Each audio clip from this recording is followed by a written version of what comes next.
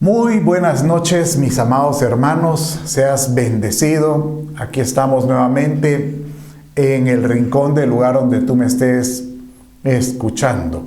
Y bueno es Dios para siempre, su misericordia es por siempre.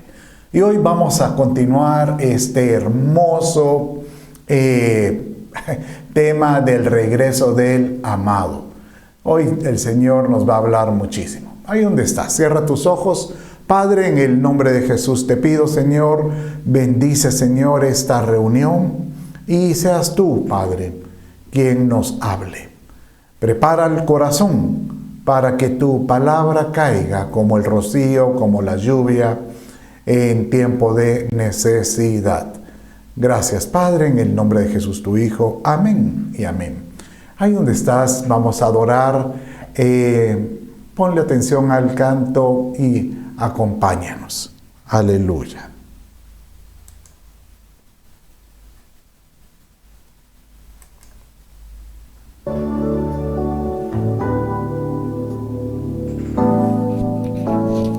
Gloria, en gloria te veo. Cuanto más te conozco, quiero saber más de ti, mi Dios, cuál buen alfarero. Quebrántame, transfórmame, moldéame a tu imagen, Señor. Quiero ser más como tú, Señor. Quiero ser más como tú,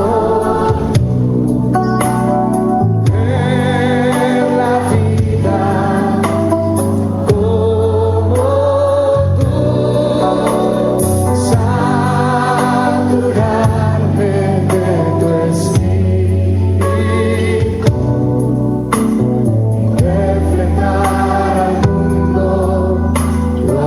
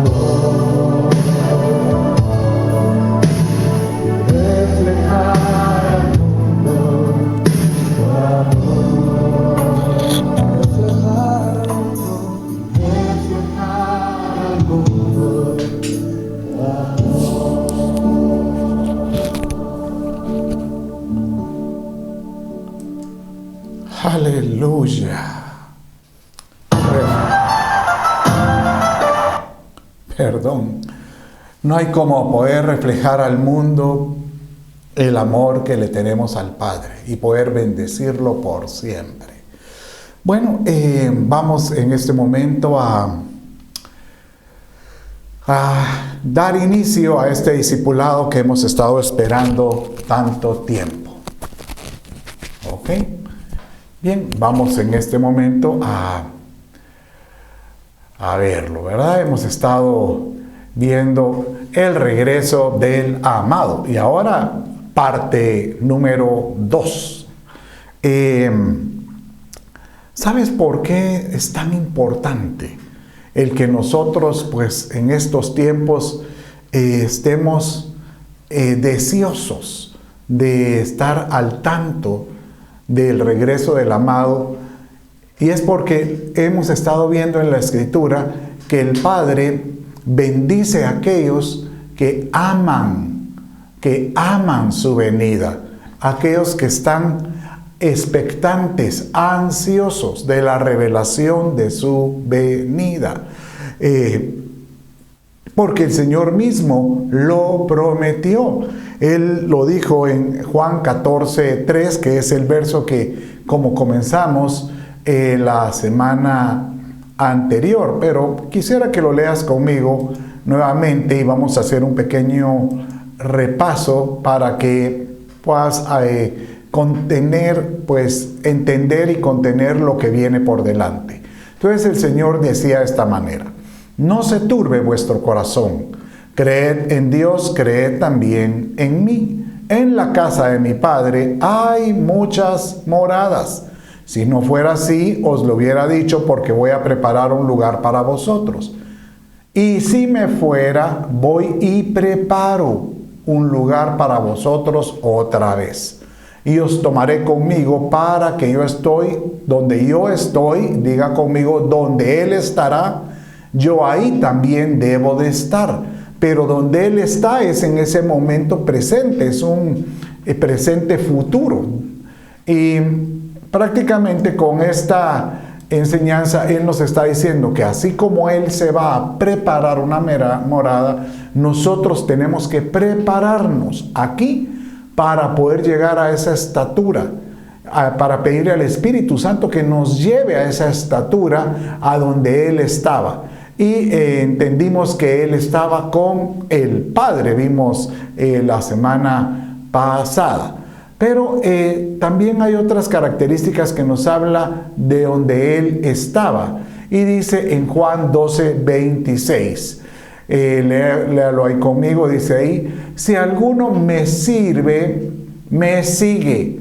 Y mire cómo dice: y donde yo estoy, nuevamente, su presente, futuro, ahí también estará mi servidor. O sea que aquel que le sirve al Señor, o sea, aprendimos que Él estaba con el Padre, pero una de las, por decirte así, características del que está con el Padre es que es útil para el reino, útil para el Señor. Dice ahí: será mi servidor. Y si alguno me sirve, el Padre lo honrará. También dice Juan 17:11, hablando de donde Él estaba, léalo ahí conmigo: ya no estoy en el mundo, pero ellos sí están en el mundo y yo voy a ti. Padre Santo, guárdalos en tu nombre, el nombre que me has dado, para que sean uno, y así como nosotros. Entonces, aquí hay una ironía, porque Él les está diciendo: yo no estoy en el mundo, ellos sí están, pero Él estaba físicamente declarando esto. Pero Él estaba hablando de su posición espiritual. Prácticamente Él te estaba hablando de que Él estaba en una dimensión como viviente.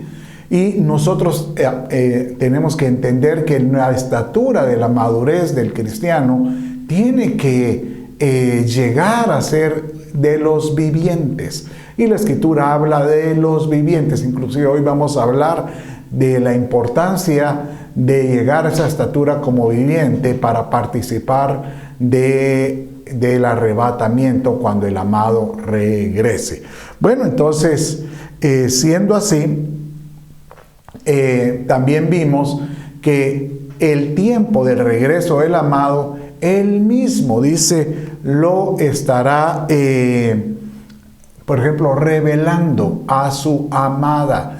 Si algo no quiere el Señor es que su amada la agarre por sorpresa, no, sino que se prepare y que sepa ese tiempo de su advenimiento. Entonces leímos en Apocalipsis 3:3 y leámoslo ahora, que dice de esta manera: acuérdate de mí, acuérdate pues de lo que has recibido y oído, guárdalo y arrepiéntete. Por tanto, aquí le está hablando a la iglesia de Sardis, pero dice que una de, pues llamémosles así, sanciones del que no se arrepiente, dice: por tanto, si no velas, vendré como ladrón. Y mire, y no sabrás a qué hora vendré sobre ti. Entonces, prácticamente con esto es evidente que sí podemos saber la hora que Él viene. Y en 1 Tesalonicenses dice capítulo 5, 4 y 5. Mire, mas vosotros, hermanos, no estáis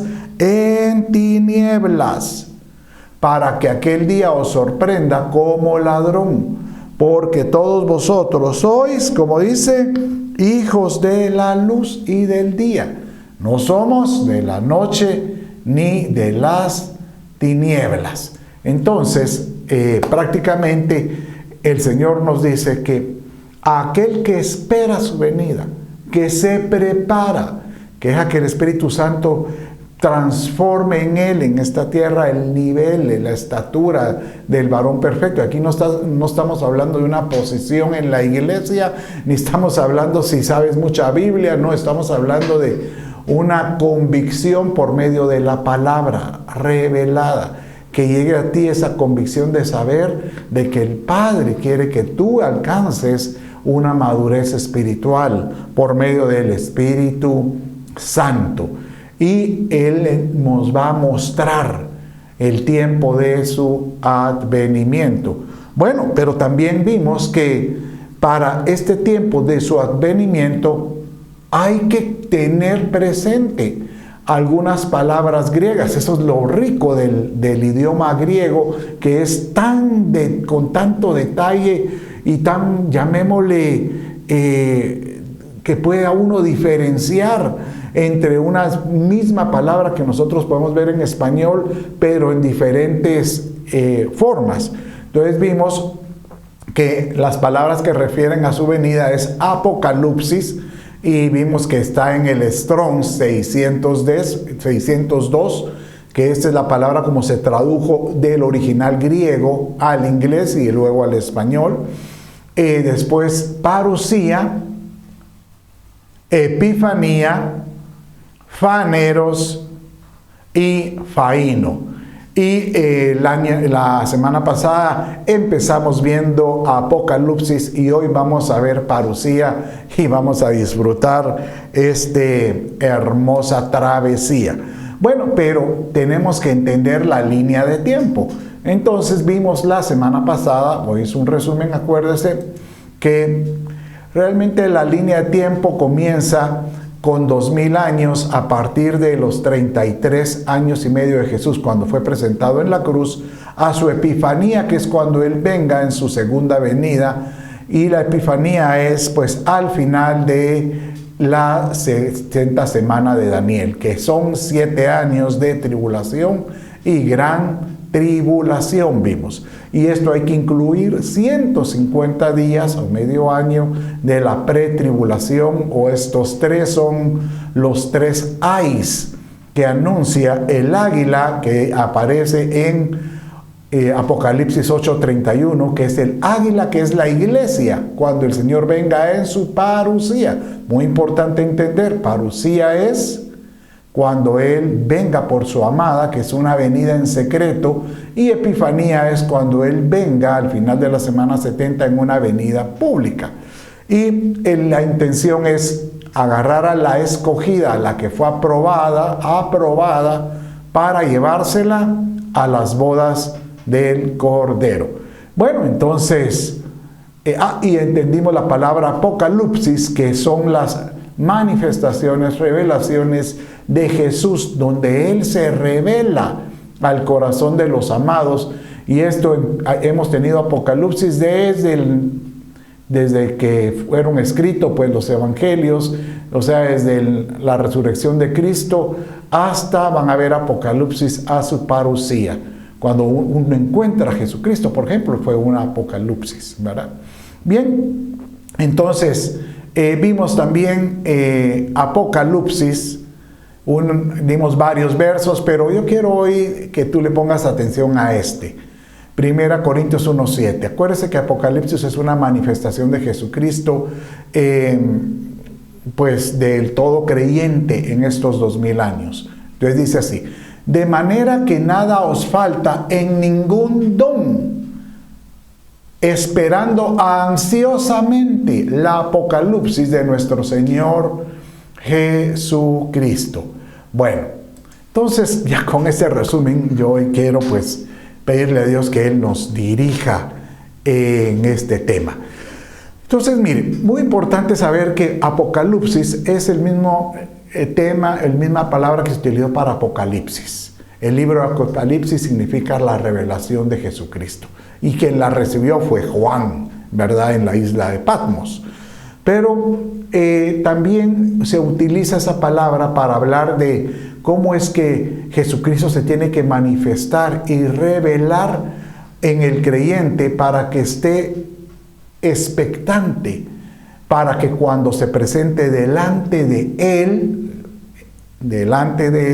en su pues parusía, prácticamente Él ya lo conoce porque ya prácticamente tuvo una relación, un vínculo con Él, y eso solo puede ser revelado.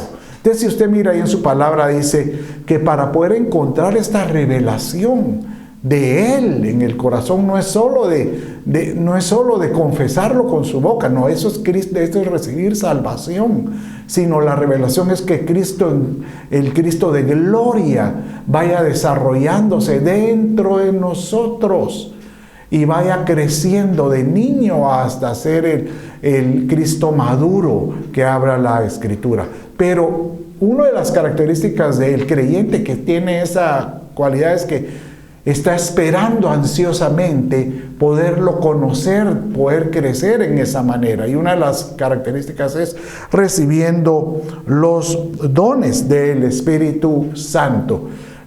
Por supuesto, usted dirá, es que ahí están los 9 frutos. No, aparte está el fruto del Espíritu Santo y aparte son los dones carisma. Hemos aprendido que hay 12 dones carisma, pero cuando uno agarra todos los dones que están esparcidos en los evangelios, en las cartas, Pablo habla de 18 dones carisma. Yo te pregunto, ¿tú tienes algún don? Ah, sí, me dirá usted, yo toco la guitarra. No, el don es un don que Dios da por gracia.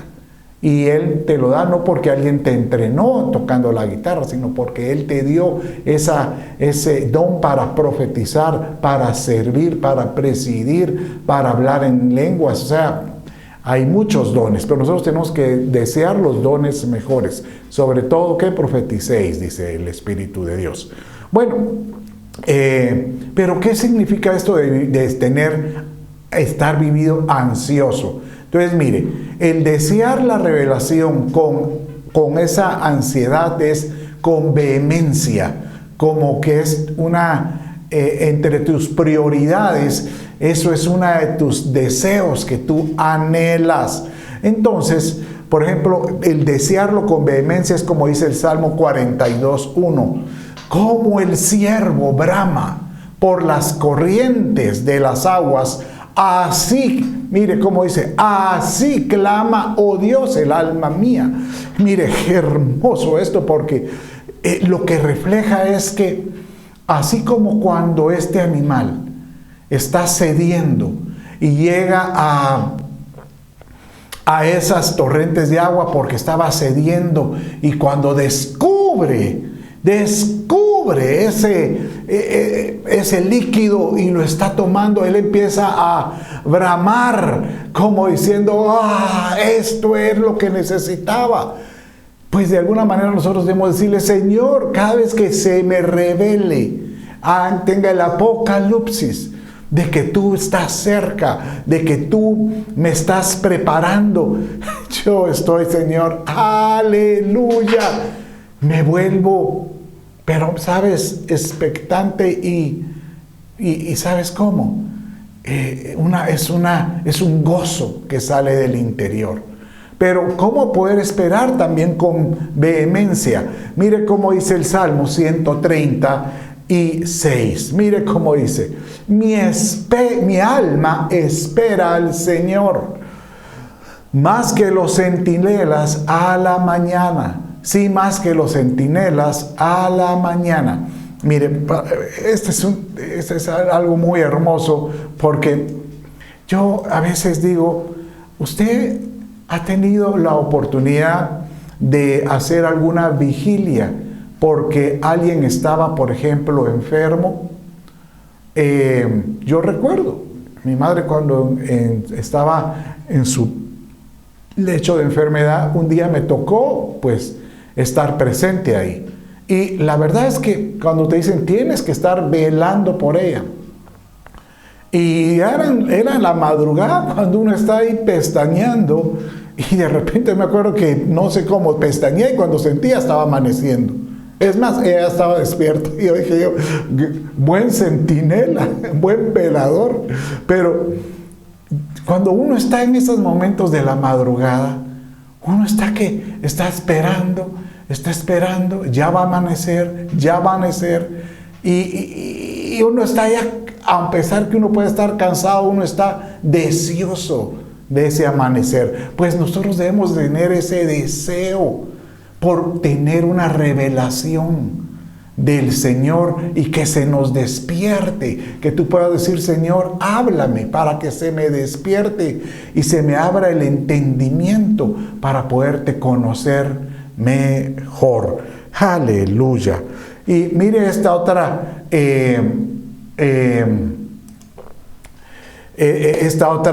palabra que nos habla acerca de vivir con esa expectativa. Mire cómo dice Filipenses capítulo 3 verso 20: porque nuestra ciudadanía, aleluya, mire, nuestra ciudadanía está en los cielos, de donde ansiosamente esperamos a un Salvador, el Señor Jesucristo. ¿Sabe cuál es lo que yo veo con aquellos que están convencidos de que su propósito de salvación tiene un destino? Es porque saben que su prioridad no es lo que van a lograr en esta tierra. Su prioridad es qué van a hacer allá en el cielo.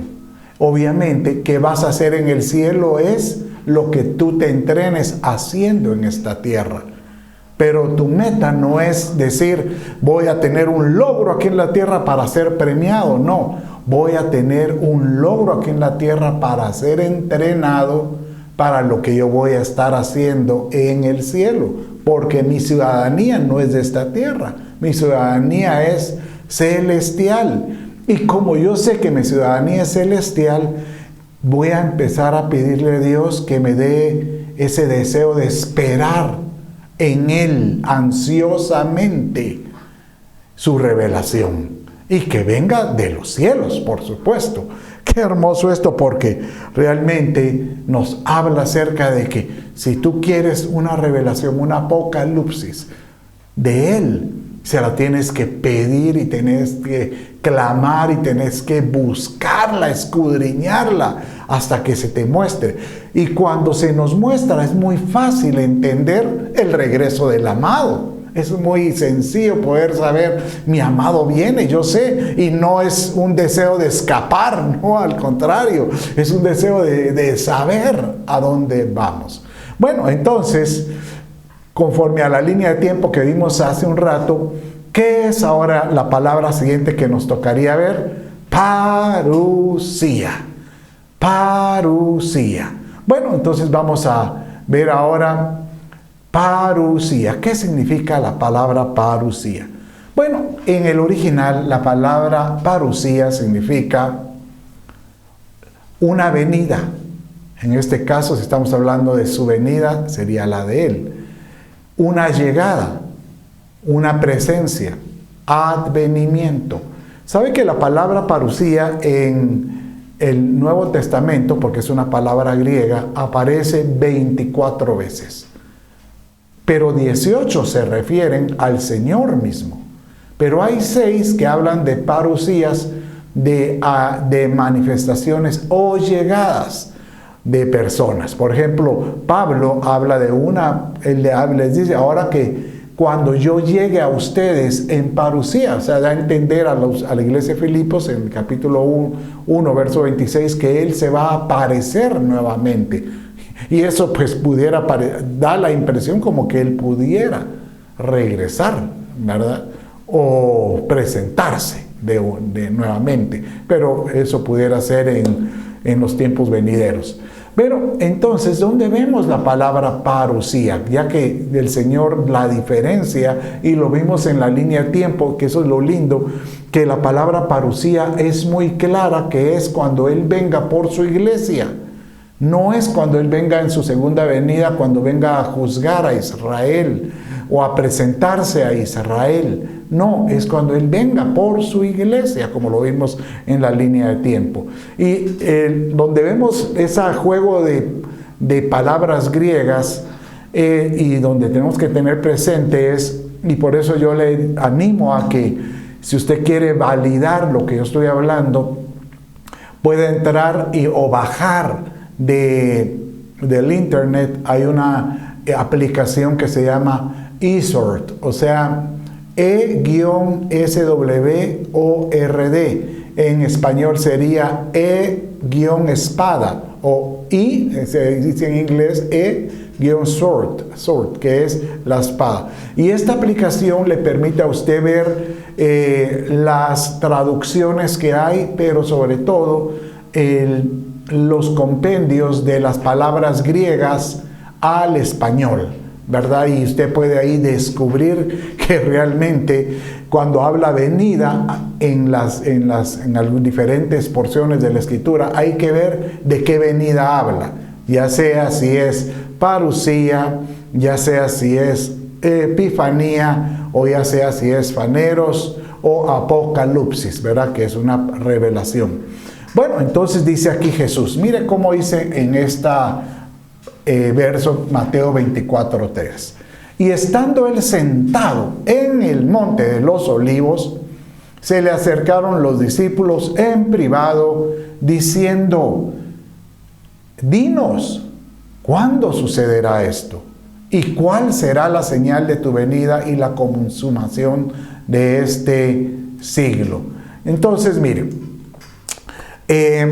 aquí es interesante porque en los versos anteriores dice que ellos estaban viendo el templo y los discípulos vienen y le dicen, te queremos enseñar, mire qué belleza este templo, como que dando alarde del templo físico que estaban viendo ahí, que era el templo de Herodes, pues por sus gemas y los metales que lo cubrían, que era el oro. Y el Señor les dice, si ustedes supieran que este templo en 3 días caerá. Y ellos se quedaron, ¿y cómo así? Pero yo los hice, pero será levantado. Hablando de su resurrección también. Y entonces ellos le dicen, y después Él dice, pero vendrá un día en que esto se consumará. Entonces Él le dice, ¿y cuándo será esto? O sea, mire, dice que se lo llevaron al monte y le preguntaron posteriormente esas preguntas. Mejor, mira, ahora sí en privado, dinos. Y le hacen las 3 preguntas. ¿Cuándo va a suceder esto del templo que tú estás hablando? 2, ¿y cuál será la señal de tu parusía? Cuando dice ahí tu venida. Y 3, ¿y cuándo va a ser el fin de los tiempos? ¿Cuándo será el fin de los que tú hablas? Entonces, de ahí, por eso es que comienza Mateo 24, él a relatar señales o eventos y se le llaman escatológicos, que hablan acerca de su parusía. Y al final del Mateo 24 y Mateo 25 ya habla de su epifanía, ¿verdad? Separando las dos venidas. Entonces, de esta manera, vemos que Él es muy certero de que Él dice, yo voy a llegar.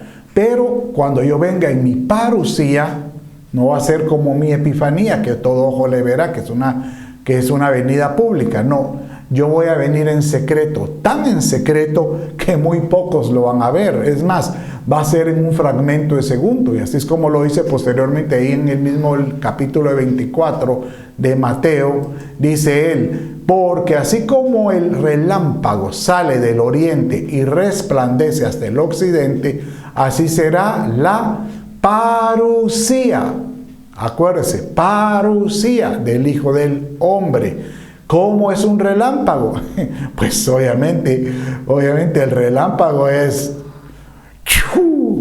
Y aquí hay una figura también, porque de primero viene el relámpago. ¿Por qué utiliza relámpago y no trueno? Porque de primero es el relámpago, aparece la parusía, pero después viene el trueno en la gran tribulación. Bueno, es una figura que podríamos aplicarla, pero lo que da a entender es que el Señor viene en un abrir y cerrar de ojos. ¿Y dónde lo mira eso? En 1 Corintios capítulos 15, verso 52, dice así. En este capítulo habla de las resurrecciones que hay. Y dice, en un momento, en un abrir y cerrar de ojos, a la trompeta final, pues la trompeta sonará y los muertos, aleluya, resucitarán incorruptibles y nosotros seremos transformados. ¡Wow! Miren, vamos a estudiar hoy cómo es que en la parusía la iglesia tiene que ser levantada y posteriormente atravesar un tribunal y posteriormente arrebatada. Usted me va a decir, ¿cómo así? Ya lo vamos a ver, pero todo esto es en un fragmento. Les dije la semana pasada que en este fragmento hay que diferenciar el tiempo kairos y cronos, que en este fragmento aquí en la tierra, allá en el cielo van a ser días y aquí es en un pestañazo y muchos van a regresar y ¿qué pasó? Pero ahí lo voy a explicar un poco más tarde. Pero lo importante es que para poder estar en esta dimensión espiritual tenemos que ser transformados, porque es en un fragmento donde nuestro cuerpo, alma y espíritu va a estar delante de la parusía, delante del Señor. Y obviamente nuestro cuerpo tiene que ser transformado. Entonces, ¿qué va a suceder? ¿Cómo sucede esa parusía? ¿Qué es cómo van a ser esos tiempos? Y nuevamente yo insisto, estamos viviendo esos tiempos. Yo le comenté de que así cuando el Señor habló ahí en el monte, cuando leímos el verso anterior, y Él empezó hablando de las señales, realmente hay ahora señales escatológicas. Si usted quiere estudiar un poco más de eso, yo prediqué de esto hace posiblemente unos 9 meses, en el mes, fue hace como 6 meses, en el mes de mayo, junio, se llama señales escatológicas. Y usted puede encontrar ahí las señales que pues hemos recopilado para el mes de mayo. Pero ahorita a estas alturas habría que actualizar ese mensaje porque las señales siguen apareciendo para pues tener esa convicción, esa confirmación para la revelación de Jesucristo. Entonces, ¿qué es lo que va a suceder? ¿Cómo serán esos tiempos? Y Jesucristo ahí en Mateo 24 también lo refiere de esta manera. Dice así, como en los días de Noé, así será la parusía del Hijo del Hombre. O sea que en su parusía tenemos que entender cómo será en los días de Noé. ¿Sabe que este mismo verso en Lucas le complementa los días de Lot? Y en ambos casos dice así, en Lucas 17:28, fue lo mismo que ocurrió en los días de Lot, hablando de los días de Noé. Comían, bebían, compraban, vendían, plantaban, construían. Y a mí me da la impresión a que aquí le está hablando a la iglesia, que en los días de Noé muchos de los creyentes, muchos de los que deberían de estarse preparando, van a estar, ¿qué dice? Bebiendo, comiendo, comprando, vendiendo, plantaban y construyendo. O sea, entonces ya no tengo que construir. No, yo creo que si el Señor te habló claramente de hacer un proyecto para Él, para poder albergar a su gente, hay que hacerlo, por supuesto, que hay que hacerlo, pero que no se vuelva un afán, ¿verdad? Pero también dice en Mateo 24, Mateo 24, 39, dos versículos posteriores, y dice, y no comprendieron, hablando de estos que no lograron entender a Noé y sus tiempos, iguales ahora. Muchos no van a poder comprender, entender. Estamos hablando aquí de creyentes. Y vino el diluvio y se los llevó a todos, y así será la parucía. Nuevamente lo puede leer ahí. La parucía del Hijo del Hombre. Entonces, por eso es necesario la apocalipsis, para que la revelación de su venida se nos muestre, se nos abra el entendimiento. Bueno, también hay otros versos que hablan de su parucía. Mire este otro verso que es impresionantemente interesante. Entonces dice así de esta manera. Mire cómo lo dice en 2 Tesalonicenses capítulo 2, verso 1 y 2. Con respecto a la parucía de nuestro Señor Jesucristo y a nuestra, mire aquí agrega una palabra, y a nuestra reunión con Él, o sea, vamos a tener un encuentro con Él, os rogamos, hermanos, que no seáis sacudidos fácilmente en nuestro modo de pensar, ni os alarméis, ni por espíritu, ni por palabra, ni por carta, como si fuera de nosotros, en el sentido que el día del Señor ha llegado. Aquí da a entender de que puede ser que algunos te digan, el Señor no viene, o el Señor ya vino, o el Señor tarda en venir. Entonces Él dice, no, aquí lo mejor es, no se alarmen, sino que tengan seguridad que Dios les va a hablar por el Espíritu de cuándo serán esos tiempos, ¿verdad? Pero aquí la palabra clave es donde dice, y nuestra reunión con Él. ¿Sabe que esta palabra, esta reunión, es una palabra griega que es, como dice aquí el encabezado, episunagoge? Diga conmigo, episunagoge. Y aquí yo quiero platicar un poquito más porque episunagoge, obviamente reunión, usted sabe dónde viene la palabra sinagoga. La palabra sinagoga en el griego es pues reunión, o sea, sinagoga es en griego y al transferirlo al español es reunión, o sea, es una reunión de hermanos, una reunión con Él. Pero en esta palabra que leímos hace un rato dice que con respecto a la venida de nuestro Señor Jesucristo y nuestra episinagoge con Él, está diciendo que es una reunión epi, y esta palabra epi significa un poco más arriba, un poco más allá. Hay muchas palabras que utilizan la palabra epifao, o sea, una luz que viene de más allá, epifao, o aquí epireunión. Entonces, ¿saben qué curioso? Porque la palabra episinagoge solo aparece 2 veces en la Escritura. En esta oportunidad, que es cuando habla de nuestro encuentro con Jesucristo, y la otra es, mire, la Escritura es aquí mismo, cuando dice en Hebreos capítulo 10, 25. Mire cómo dice, no dejando de episinagoge, como algunos tienen por costumbre, sino exhortándonos unos a otros mucho más, que al ver que el día, mire, que el día se acerca, o sea, que el día de su parucía.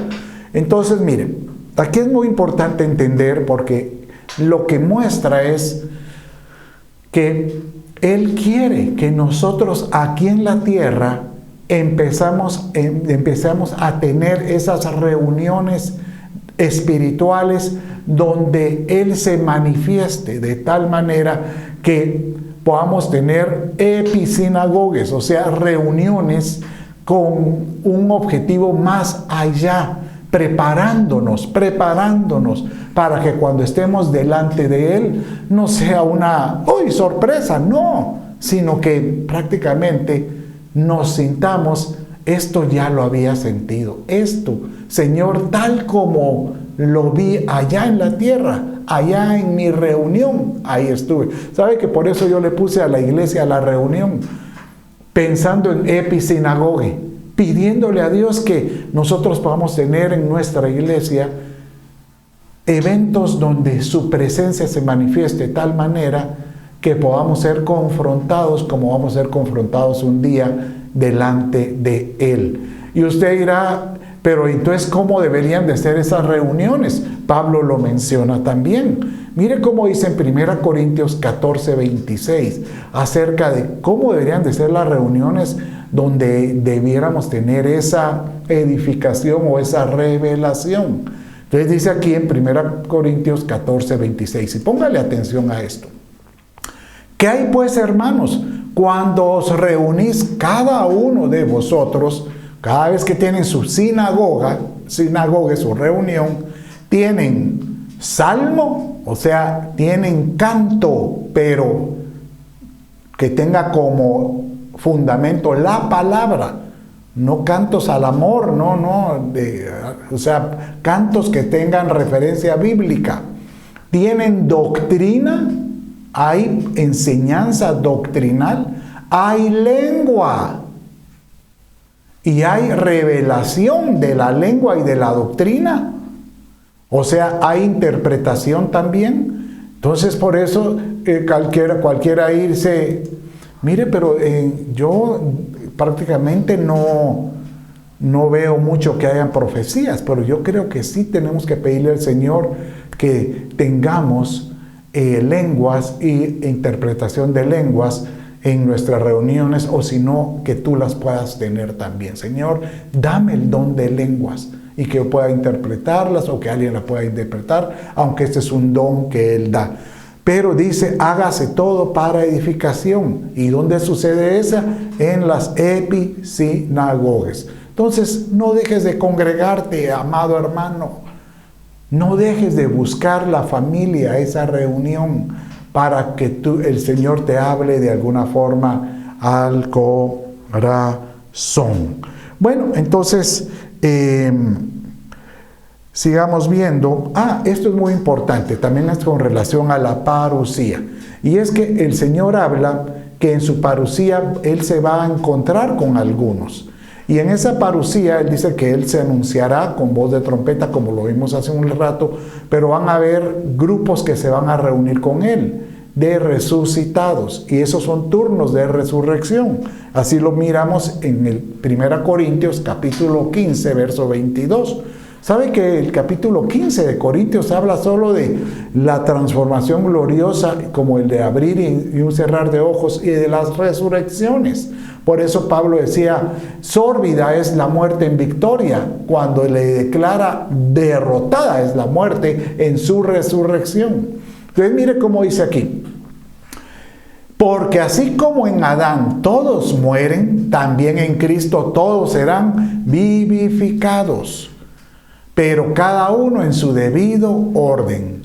Cristo, las primicias, y sabe que aquí da la impresión, cuando le pusieron las comas y el punto y coma, acuérdense que cuando esto se tradujo, no tenía, más bien dicho, cuando se escribió, no habían comas, ni puntos ni comas.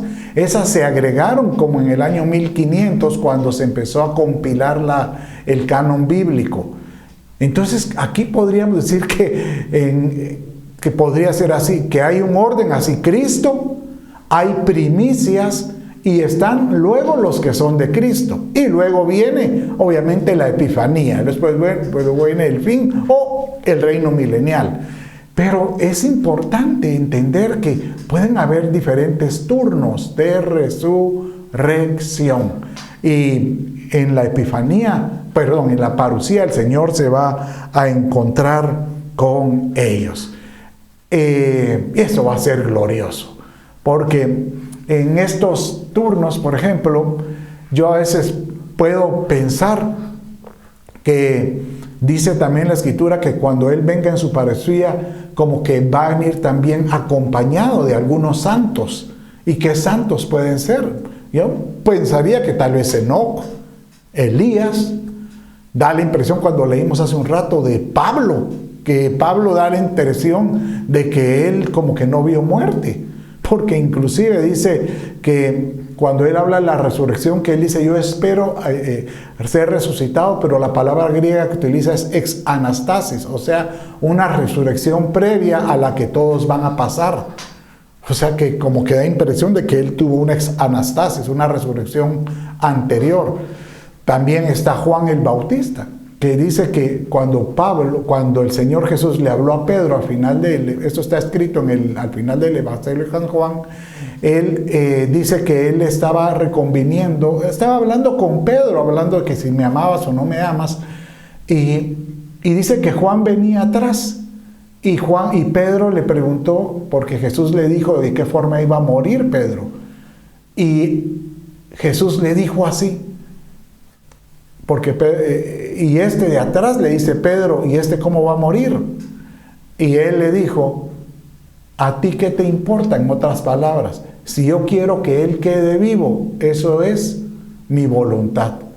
Y cuando Juan recibe la revelación del Apocalipsis, dice, que me parece que está en el capítulo 10 o 11, cuando él dice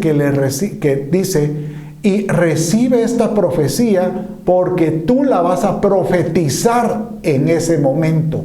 O sea que cuando él estaba viendo lo que iba a suceder en el fin, le están diciendo que él iba a volver a profetizar. ¿Y cómo va a hacer eso? Solo si él vuelve y él desciende. Entonces, eso da una pauta que puede ser de que él sea uno de los dos testigos, así como Elías. Bueno, eso lo sabremos, lo veremos, porque primero estaremos en las alturas cuando eso suceda. Pero entonces la pregunta es aquí, ¿cómo será la línea de tiempo en la parucía? Bueno, mire esta. Entonces, esto le va a volar la cabeza y quiero que le ponga atención. Entonces dice aquí que la parucía es una venida en secreto. Entonces dice la Escritura que va a suceder así. Primero va a haber un levantamiento de la iglesia. No, pero es que es un arrebatamiento. No, la palabra arrebatamiento dice que parte desde los cielos. ¿Y cómo lo mira? Por la misma Escritura. Entonces, mire, la iglesia sube y dice, como la vio, hay un encuentro con el Señor, pero dice que hay la episinagoga aparece en Apocalipsis 12, 1 y 2. Mire cómo aparece aquí. Dice así. Y una gran señal apareció. ¿En dónde? En el cielo. Apareció una mujer vestida de sol, esa es la iglesia, con la luna debajo de sus pies y una corona de 2 estrellas sobre su cabeza. Pero mire, estaba encinta y gritaba, estando de parto y con dolores de alumbramiento. Bueno, entonces vemos aquí que hay una mujer que está en el cielo, o sea que de alguna manera tuvo un levantamiento, pero es en este lugar, en el cielo, en esta dimensión espiritual, que, mire lo que sucede, se presenta delante del tribunal de Jesucristo. ¿Dónde está esto del tribunal? Mire, léalo conmigo, en 2 Corintios capítulo 5, verso 10. Porque todos nosotros debemos de comparecer ante el tribunal de Cristo, para que cada uno sea recompensado por sus hechos, estando en el cuerpo, de acuerdo con lo que hizo, sea bueno o sea malo. O sea que sí hay que comparecer en el tribunal de Cristo. Entonces, si estando en el tribunal, en esta episinagoge, en el cielo, aquellos fueron recompensados con cosas buenas, o sea, dieron el peso, dieron la talla, Entonces estos, ahí dice la Escritura, van a aparecer, van a tener su arrebatamiento. O sea, desde esta dimensión, desde esta altura, aparece la palabra harpazo, el arrebatamiento. Y dice la Escritura entonces, ¿dónde aparece esto? Entonces lo que dice en 1 Tesalonicenses, capítulo 4, que es cuando habla con mucho detalle acerca del arrebatamiento, porque estos lo decimos en la palabra del Señor, que nosotros, los vivientes, mire cómo lo hice en la versión Prat, en otras versiones dice los vivos, nosotros los que estemos en vida, por así decirlo, pero la palabra Prat dice los vivientes, que esa es una traducción más profunda, de estar a una estatura de viviente. Los que quedemos hasta el advenimiento del Señor, nos llevaremos ventaja o no pereceremos a los que ya hayan dormido.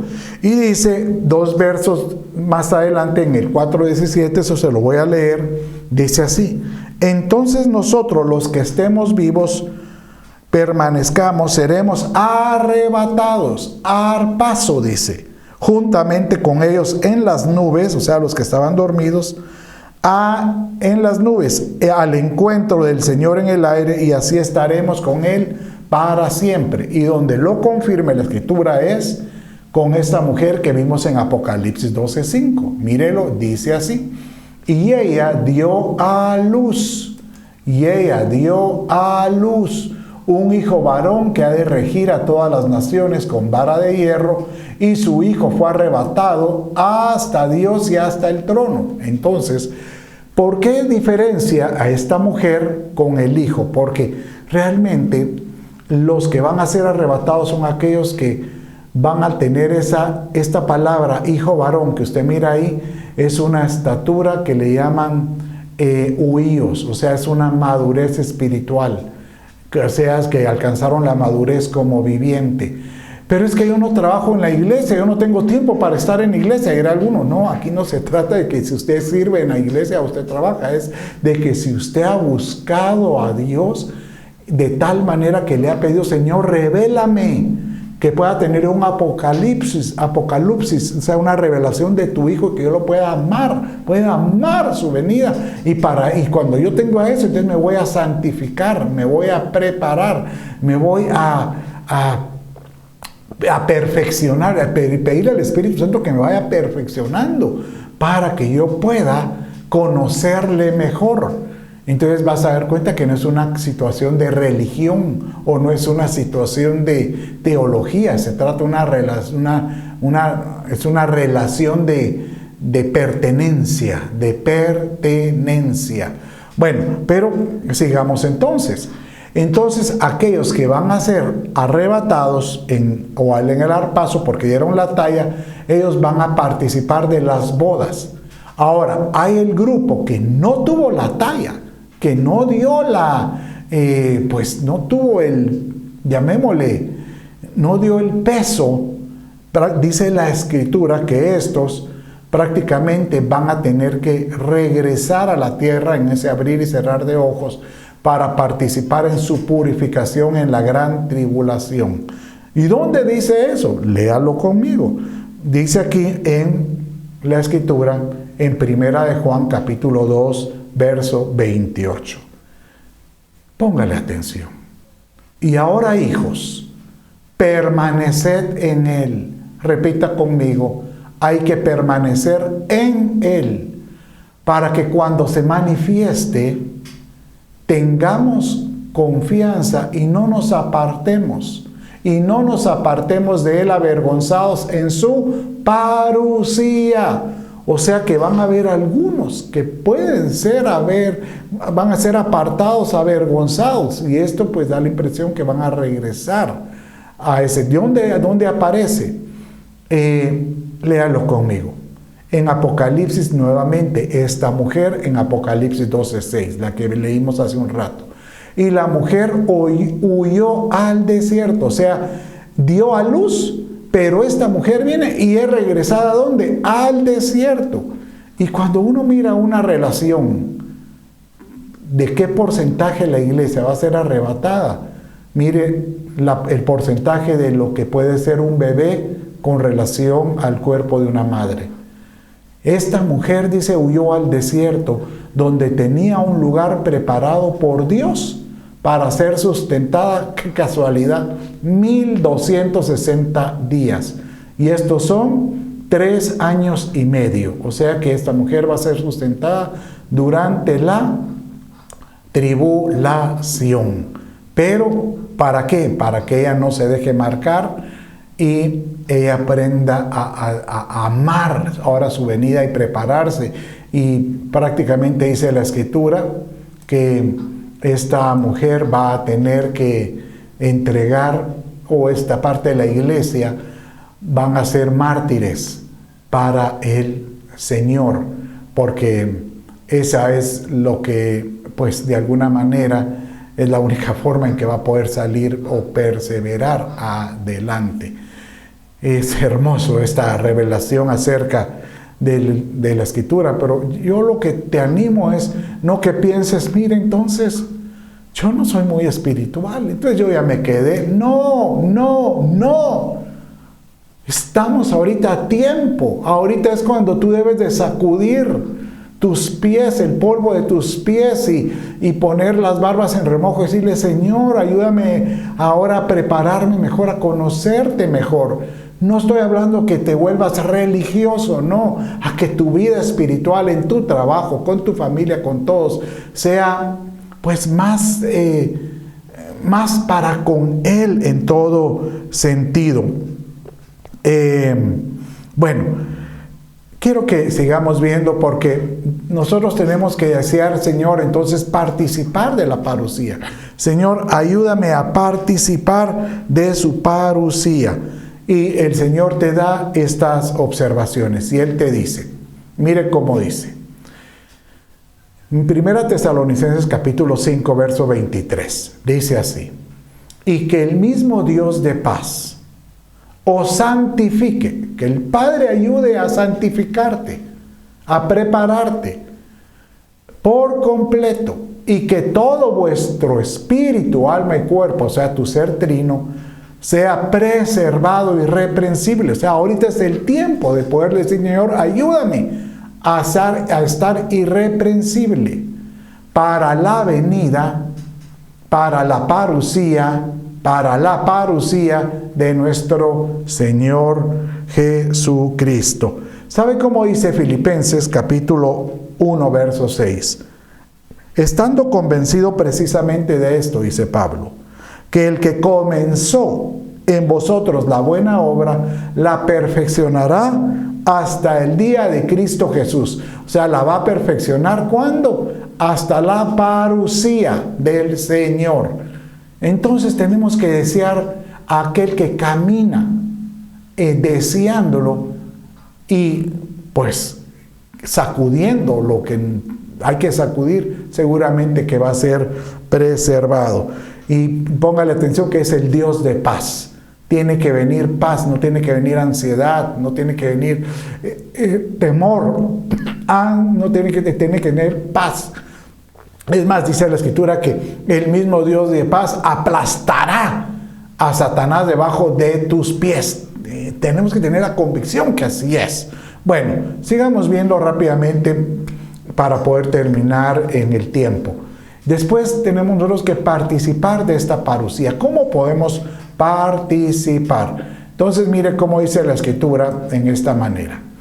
Por tanto, hermanos, sed pacientes hasta la parucía. La parucía, ¿qué hay que tener? Paciencia, hermano, paciencia.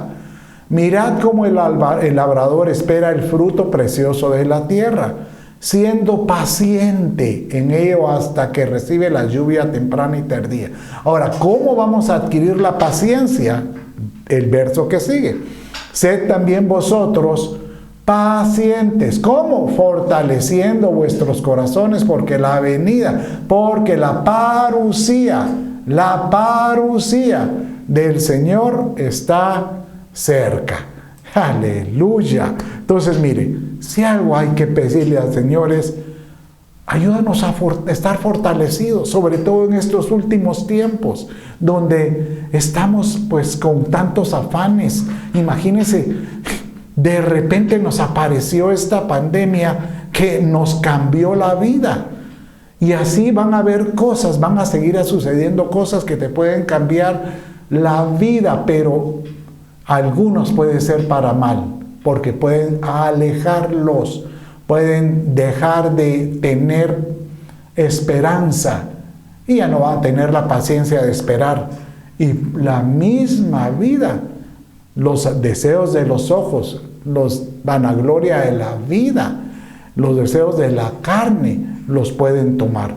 Yo le pido al Señor que Él nos dé a nosotros un corazón fortalecido para tener esa convicción y tener esa paciencia de que Él viene. Sigamos leyendo la Escritura. Entonces dice también de esta manera en 2 Pedro capítulo 3 verso 12. Y ya estoy por terminar y quiero que tú pues leas conmigo esta misma Escritura. Dice así, aleluya. Esperando y apresurándoos, ¿para qué? La parucía del día de Dios, en el cual los cielos, encendiéndose, serán deshechos y los elementos siendo quemados se fundirán. Usted dirá, pero mire, aquí está hablando de que esto es pues prácticamente en la consumación de los tiempos. Sí, pero aquí lo interesante es que esto va a suceder prácticamente al final del milenio. Pero lo interesante es ver cómo es que en ese entonces la gente tiene que estar esperando la parucía del juicio o del día de Dios. La parucía del día de Dios. ¿Cómo? Con esperanza y con prisa. Y de alguna manera lo tenemos que ver en la parucía de Jesucristo. Ahorita nosotros debemos de tener esperanza, crear en nosotros esa espera paciente de que Él puede perfeccionar en nosotros y nos puede santificar, y que yo me tengo que preparar. Señor, ayúdame a prepararme para que ese tiempo no me agarre por sorpresa, sino que me agarre apercibido. Y para poder prácticamente finalizar, mire cómo dice este verso en 2 Pedro capítulo 1 verso 6. ¿Se acuerda que vimos cómo es que Pedro escribe acerca de Apocalipsis? También él habla mucho acerca de la palabra parucía y también epifanía y paneros. Bueno, pero mire cómo dice Pedro aquí en este capítulo 1 verso 16. Porque cuando os dimos a conocer el poder y la parucía de nuestro Señor Jesucristo, no seguimos fábulas. Mire, no seguimos fábulas ingenuas, o sea, ingeniosamente inventadas, sino que fuimos testigos oculares de su majestad. Wow. ¿Sabe que cuando uno lee esto es puede crear una confusión, porque uno dice, entonces tenemos que verlo físicamente? Bueno, aquel que lo ha visto, está diciendo aquí, va a tener obviamente una convicción, obviamente de que Él es real. Yo de una forma humilde le quiero decir, yo tuve un sueño donde pude ver al Señor cara a cara. Y él fue el que en ese sueño me habló claramente. Yo estoy provocando que te salgas. Cuando yo estaba indeciso de si tenía que salirme de Walmart o no. Y fue tan el impacto que yo me quedé postrado a sus pies cuando Él me dijo, yo estoy provocando que te salgas. Y realmente ese tipo de encuentros me hacen creer de que Dios tiene propósito en mi vida, pero es lo que yo le pido a Dios, que también tenga propósito en tu vida. Si tú oyes el testimonio de otras personas que tienen encuentros de esa manera con el Señor, pues puedes tú decirle: Señor, si otros lo han tenido, yo sé que esa carrera, yo sé que esa caminata es correcta. Ayúdame a mí, Señor amado, a conocerte realmente y no dejarme llevar por fábulas desde este mundo. Tú vas a encontrar muchas formas filosóficas, motivacionales, que te pueden decir: sea feliz en esta tierra, encuentre el éxito con tantos pasos, sea próspero de esta manera. Cuando el Señor te dice: yo estoy a las puertas, yo estoy a las puertas. No te dejes llevar por destinos que no te preparan para el propósito por el cual tú me conociste, y es poder estar delante de Él en su parucía y poder pues alcanzar la talla, el peso que Él quiere. Aleluya. Bueno, sabes, mi amado hermano, si algo yo le pido a mi Padre es: Señor, muéstranos tu gloria y danos los dones mejores para poder nosotros conocer tu advenimiento. Señor amado, yo te pido: bendice a la persona que está escuchando este mensaje. Puedo estar convencido que hay algunos en este momento, después de un mensaje así, ellos mismos puedan descalificarse porque se sientan que no han alcanzado la estatura que tú quieres.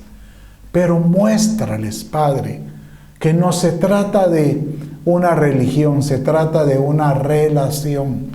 Y aquel que hoy se arrepiente y te pide de corazón en tener un encuentro contigo y caminar nuevamente en tu propósito, tú lo llevarás de la mano a la santificación. Te lo pido, Padre. Ahí donde estás, repite conmigo esta oración. Tú te has sentido descalificado. Di conmigo: Dios mío, hoy me doy cuenta que me he alejado algo de ti, pero hoy le pido a Jesús: sea en mí el centro de mi vida, sea en mí, oh Dios, la revelación, sea en mí la salvación total. Llévame, Señor, a la perfección. Espíritu Santo, ven, te lo pido, ven. Señor amado, yo bendigo a mi hermano y desde ya yo te pido que tú lo guardes en su santidad y en su perfeccionamiento. Bendícelo. Amén, amén y amén. Bueno, mis amados hermanos, con esto esta nueva etapa damos por finalizado, y la semana entrante ya trataré de terminar con la Epifanía, con faneros y la otra palabra. Bueno, seas tú bendecido, te bendigo y los llevamos en el corazón y adelante. Un abrazo. Aleluya.